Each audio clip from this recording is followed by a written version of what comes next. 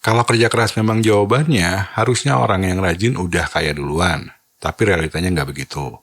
Banyak orang yang udah serius, bukan tipe wacana, udah belajar, udah beli kursus, mencoba eksekusi apa yang dipelajarinya, entah itu posting konten atau coba jualan, tapi penghasilannya tetap nggak stabil, segitu-gitu aja. Kadang ada, kadang kosong, kadang harus nunggu momentum. Nah, di titik itu ada yang jadi merasa kurang disiplin, ada juga yang merasa masih harus nambah sampingan baru, tapi ada juga yang merasa kalau dirinya kurang beruntung. Padahal masalahnya bukan soal di niat atau di perasaan atau di kerja kerasnya, tapi karena memainkan permainan yang tidak dirancang agar kerja kerasnya itu benar-benar bisa terakumulasi. Hasilnya dianggap akan ditentukan oleh momentum atau keberuntungan, bukan sesuatu yang bisa dikendalikan. Jadi di video ini saya mau jelasin, khususnya buat teman-teman yang cari uang di internet, kenapa kerja keras itu sering terasa nggak pernah cukup, dan kenapa itu bukan semata-mata karena kesalahan pribadi. Kita sering salah mengidentifikasi masalah. Banyak yang gagal cari uang di internet itu bukan karena malas atau kurang niat. Bahkan yang udah kerja keras pun, udah coba banyak metode, itu masih suka gagal. Masih sulit untuk mencapai keberhasilan, dan ini yang harus dipahami. Usaha sekeras apapun tidak otomatis terhubung ke hasil jika tidak disalurkan melalui sistem yang benar. Ini kayak ngisi ember bolong, udah banyak ngeluarin air, tapi embernya nggak penuh-penuh. Nah, kalau di dunia kerja konvensional, itu mungkin masih ada hubungan yang jelas antara usaha dan hasil. Kita kerja rajin selama sebulan, terus kita dapat gaji bulanan. Kalau misalkan lembur, itu biasanya dapat uang lembur. Jumlahnya memang nggak selalu ideal, tapi ada mekanisme yang mengikat usaha ke output. Karena sistemnya udah dibikinin, walaupun kita nggak suka, tapi mau nggak mau kalau kerja sama orang lain itu, kita harus ngikutin sistem tersebut. Ya karena kalau nggak mau, itu nantinya akan dipecat. Nah sedangkan jalur dalam mencari uang di internet itu biasanya jatuh ke bisnis, jadi kondisinya agak berbeda. Kalian bisa bikin 50-100 konten, live streaming jualan tiap hari, dan tetap tidak mendapatkan hasil sama sekali. Jadi nggak ada jaminan. Nah, rata-rata orang yang ingin bangun penghasilan digital itu biasanya terpicu karena melihat keberhasilan orang lain. Lewat konten, website, atau lihat iklan, terus ikutan nyoba. Nah, cuma mereka tidak menanyakan satu hal yang penting. Apakah yang saya ikuti ini bisa diulang? Apakah cuma berhasil karena kebetulan? Nah, karena nggak pernah nanyain hal ini, jadinya mereka meniru hasil, bukan mekanisme. Mengikuti cerita sukses, bukan sistem yang bisa diperbaiki. Dan berharap pada momentum, bukan pada proses yang bisa dikontrol. Nah terus pas gagal, malah cari kambing hitam. Tapi ada juga yang menyalahkan dirinya sendiri, merasa kurang berbakat, skill kurang, dan gak percaya diri. Padahal dari awal yang mereka ikuti itu memang bukan sesuatu yang bisa dijadikan fondasi. Nah kalau kalian merasa kayak gini, apalagi sampai nyalahin diri sendiri, ini sebetulnya bukan salah kalian, tapi masalah diagnosis. Masalahnya ada di peta yang kalian pakai, dan sistem yang dijalankannya itu tidak mengikat usaha ke hasil. Mayoritas contoh sukses yang kita lihat di internet itu adalah momentum. Itu momen-momen viral, cerita sukses, timing yang sempurna. Nah, cuma momentum itu adalah event, bukan proses. Dan event itu terjadi di satu titik waktu, sedangkan proses itu terjadi berulang.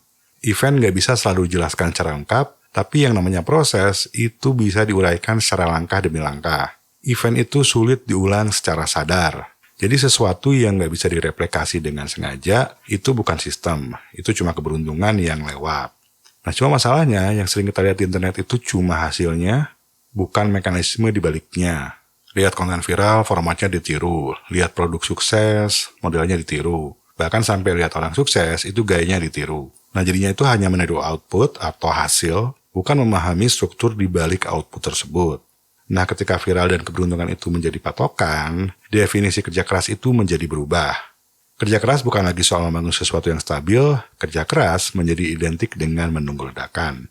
Jadinya kerja nggak benar-benar pakai sistem ya, upload konten terus sampai nungguin ada yang meledak, atau coba metode ini itu, dan berharap ada yang tembus. Hasil akhirnya itu dipersepsikan sebagai sesuatu yang tiba-tiba. Ini jadi kayak nungguin petir di siang bolong. Bukan akumulasi, bukan progres bertahap, tapi lonjakan.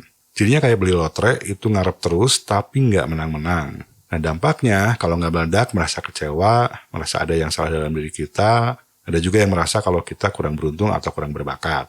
Nah padahal pada kenyataannya, viral dan keberuntungan itu tidak bisa direncanakan sepenuhnya. Kita bisa berusaha meningkatkan probabilitas, bisa optimasi distribusi, tapi nggak ada yang menjamin kalau suatu konten atau satu produk itu bakal meledak di tanggal sekian. Cuma masalahnya banyak orang yang membangun ekspektasi hidup dari sesuatu yang sifatnya event-driven. Sesuatu yang nggak bisa kita kontrol, nggak bisa dijadikan sebagai fondasi stabilitas. Ironisnya itu orang yang paling rajin malah yang paling menderita. Bukan yang malas, bukan yang setengah-setengah, tapi yang paling kerja keras. Orang rajin itu paling patuh pada nasihat, paling sering coba metode, dan paling jarang berhenti. Gagal bangkit lagi, sepi jalan lagi. Secara teori, ini tipe orang yang harusnya berhasil. Tapi karena nggak ada sistem yang mengikat usaha ke hasil, yang terjadi justru sebaliknya. Dia semakin rajin, makin banyak energi keluar, malah makin capek, dan kalau udah makin capek, ini makin emosional. Nah, ketika emosional, keputusan jadi impulsif. Ada yang gonta-ganti nis, pindah-pindah platform, dari YouTube pindah ke TikTok, dari TikTok pindah ke Instagram, nyoba e-commerce, nyoba jadi affiliate, ikut kursus lagi, belajar dari 10 mentor berbeda, dan siklusnya seperti itu muter-muter terus sampai akhirnya frustasi. Kalau dalam bisnis konvensional, ibaratnya hari ini jualan baju, besok jualan sayur, terus besoknya lagi jualan pulsa. Tempatnya juga pindah-pindah nggak jelas. Nah udah gitu bingung, ini kenapa nggak ada pelanggan tetap ya? Energi besar tanpa struktur itu justru mempercepat kelelahan. Dan ini bukan ironi moral, tapi konsekuensi struktural. Dalam 2-3 tahun terakhir ini juga mungkin kalian udah coba banyak hal. Mungkin udah coba ganti nis, udah coba pindah platform untuk konten. Strateginya juga mungkin gonta-ganti, setiap berapa bulan sekali itu kayak ada arahan baru, dan alasannya itu hampir selalu sama. Kayaknya metode ini nih lebih cepat, atau yang ini nih yang lagi momentum, yang lagi rame. Nah biasanya kayak gitu. Terus ada lagi yang mempengaruhi dari konten atau dari teman, mendingan ini aja nih, ini lagi rame sekarang nih. Jadinya pindah lagi, berharap ada satu titik balik, yaitu satu momen yang membalikkan keadaan. Masalahnya, sistem nggak bekerja seperti itu. Sistem itu butuh penyempitan, bukan pelebaran. Nah, sistem juga butuh pengulangan dan evaluasi, bukan eksplorasi tanpa batas. Dan yang paling sulit diterima, sistem butuh waktu yang cukup agar polanya bisa terlihat. Sistem itu kayak ngegali sumur, kita tetap harus menggali yang cukup dalam di satu titik dulu. Jadi bukan menggali dangkal di 10 titik berbeda. Baru 1-2 meter udah pindah lagi, 1-2 meter pindah lagi ke titik lain. Nah itu pasti cuma capek doang. Sama halnya dengan cari uang. Kalau tiap beberapa bulan pindah arah, data nggak pernah cukup, skill nggak pernah terasa tajam, distribusi nggak pernah dalam. Misalnya tiap kuartal selalu ganti jalur kayak gini. Akhirnya malah bingung. Gue udah coba 4 jalur, tapi kok nggak ada yang jalan ya? Ini karena di setiap jalur belum cukup lama buat ngerasain polanya. Belum cukup lama buat tahu mana yang bisa diperbaiki. Usahanya ada, bahkan keras, tapi nggak pernah terakumulasi. Kalau nggak terakumulasi, hasilnya nggak akan kerasa. Jadi bukan karena kurang usaha, tapi karena arahnya terlalu banyak untuk bisa menghasilkan akumulasi. Fokus dulu satu jalur, jangan cepat pindah-pindah.